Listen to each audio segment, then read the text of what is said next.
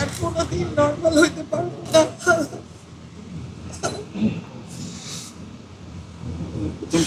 আমার মেয়ে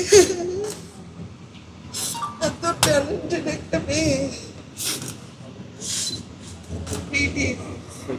আমি তাকে বাঁচাতে পারলাম না। আল্লাহ তার এতটুকু হয়তো হায়াত রাখছিল,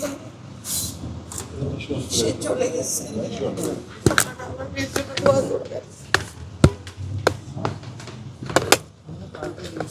কাছে চাই নাকি বের করো, তো তাতেই চলো, আমাদের জানাজা আছে।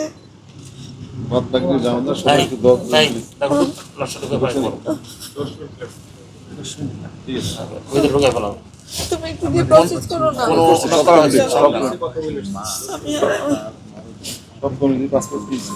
আমার মেয়েকে মরদেহ বলেন, আমার মেয়েকে খাই না বলেন, আমার মেয়েকে লাশ বলেন, আমার মেয়েকে খাই না বলেন, আমার মেয়েকে ডেড বডি বলেন না,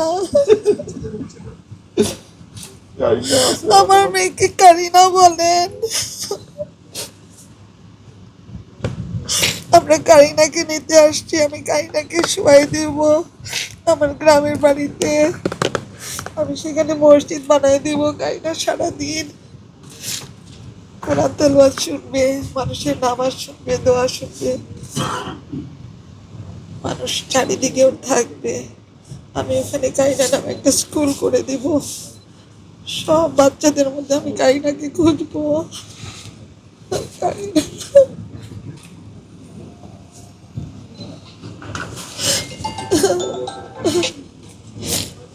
কারিনা বলো, কারিনা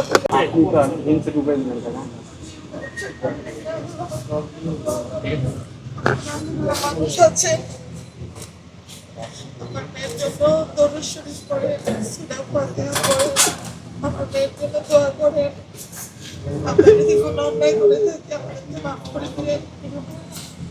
আমার মেয়েকে যেন আল্লাহ মাফ করে দিয়ে অনেক ভালো জায়গায় রাখে, আপনারা সেই দোয়াটা করেন। ও আমাদের